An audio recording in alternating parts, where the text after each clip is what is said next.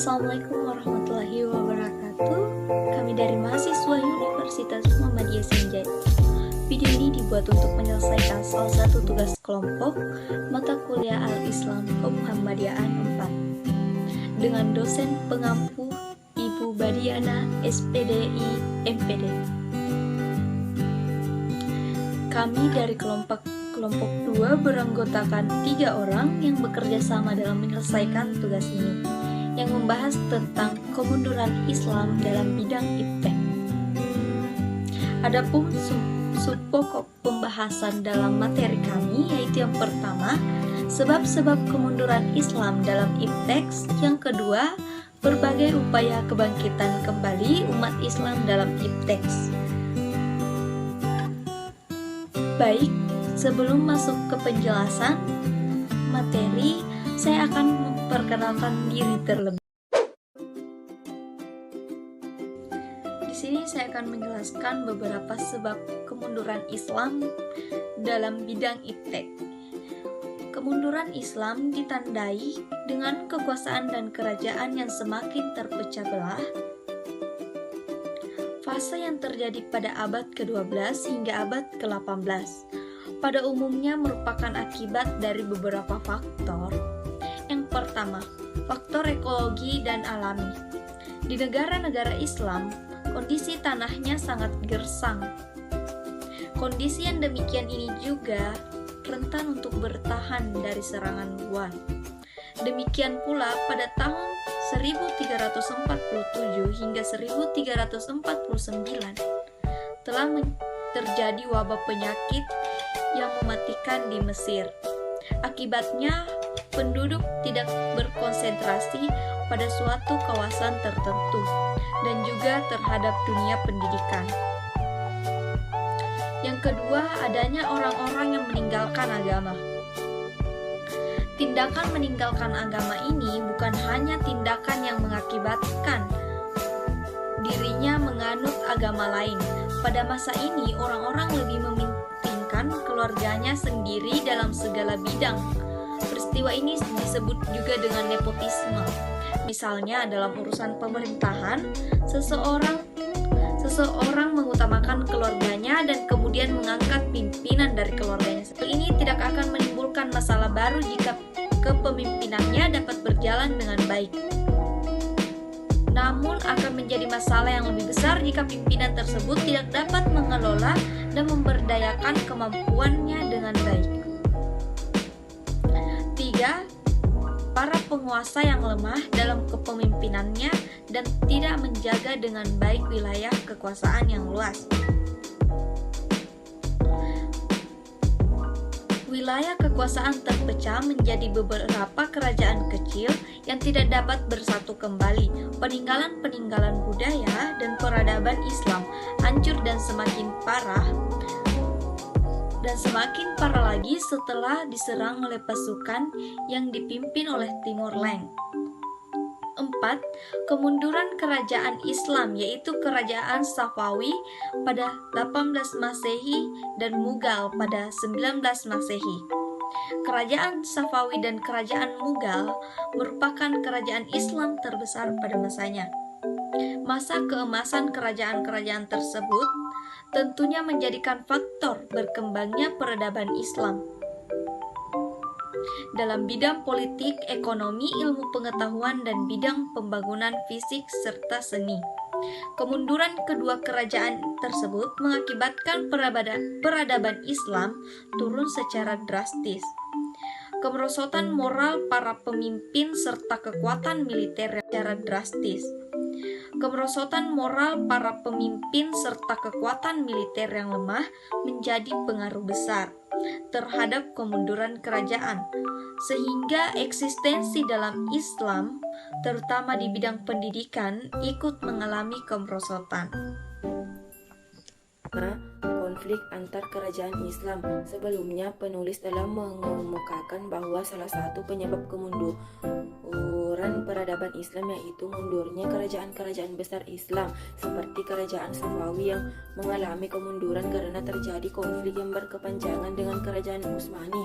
6. Apatis dan stagnasi dalam dunia iptek Muslim. Awalnya, Muslim banyak mendapatkan penemuan baru terkait dengan kemajuan ilmu pengetahuan dan teknologi. Mereka sangat giat untuk melakukan hal tersebut, namun sangat disayangkan penemuan yang ada hanya berhenti di sana tanpa adanya tidak lanjut. Kemalasan membuat mereka berhenti untuk menciptakan karya-karya baru. 7. Krisis ekonomi. Pada saat Muslim yang sedang giat-giatnya melakukan pengembangan di bidang iptek, semuanya hanya terfokus pada hal tersebut. Hal ini mengakibatkan perekonomian menjadi dinomorduakan. Mereka hanya memikirkan upaya pengembangan iptek tanpa menarik kesejahteraan masyarakatnya. 8. Cara pandang Muslim yang sempit.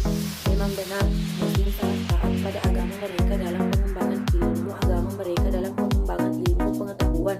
Namun, ketaatan yang berlebihan mengakibatkan Muslim menutup sebelah mata akan perkembangan ilmu pengetahuan dari dunia luar. Mereka seakan-akan cenderung membatasi perkembangan itu jika tidak sesuai dengan pemikiran mereka, sedangkan bangsa Eropa bertindak sebaliknya. Bahkan mereka bersifat terbuka dengan dunia baru sehingga mereka semakin bertambah ilmu pengetahuannya. Baiklah, sedikit saya akan menambahkan pada submateri kedua, yaitu mengenai upaya atau hal-hal yang dilakukan untuk membangkitkan kembali kemajuan Muslim dalam bidang iptek. Seperti halnya dengan roda, kehidupan Muslim atau peradaban Muslim juga mengalami pasang surut dalam perkembangannya. Kejayaan Muslim mengalami kemunduran sejak adanya kebangkitan bangsa Eropa.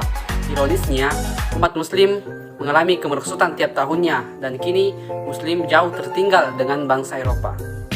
Baiklah, dan kita sebagai generasi muda penerus Islam, kita harus memiliki tanggung jawab yang tinggi untuk mengejar ketertinggalan peradaban Muslim saat ini.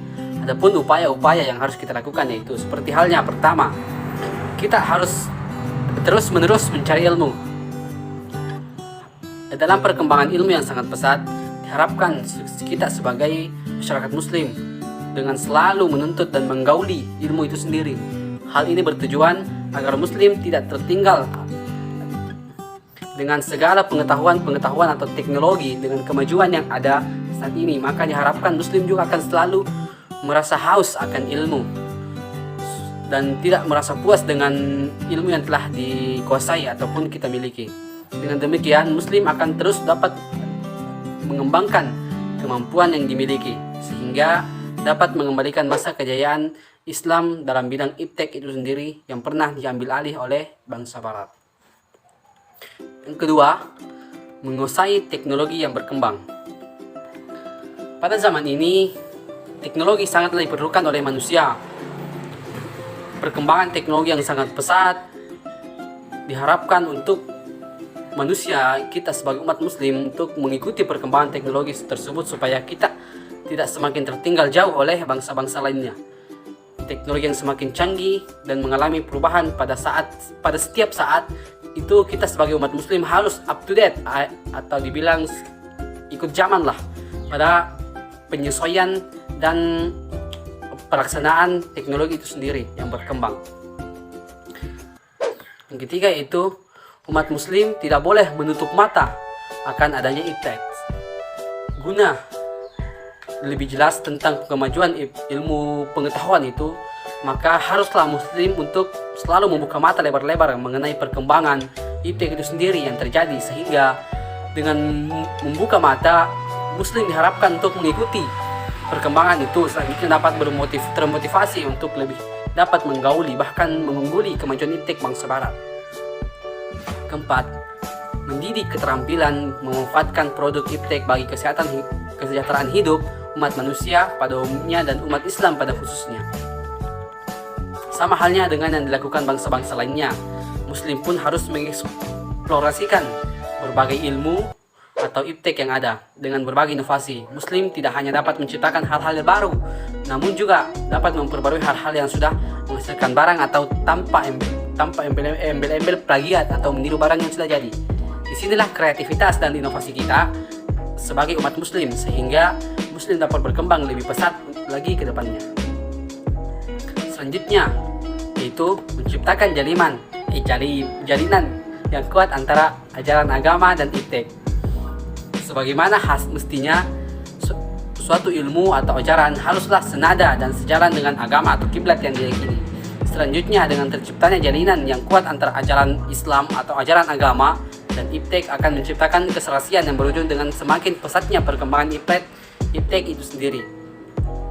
Sebab ajaran agama merupakan pedoman yang mengatur segala aspek kehidupan termasuk iptek itu sendiri. Dalam mengembangkan satu haruslah mengedepankan ajaran agama guna kemajuan ilmu itu sendiri.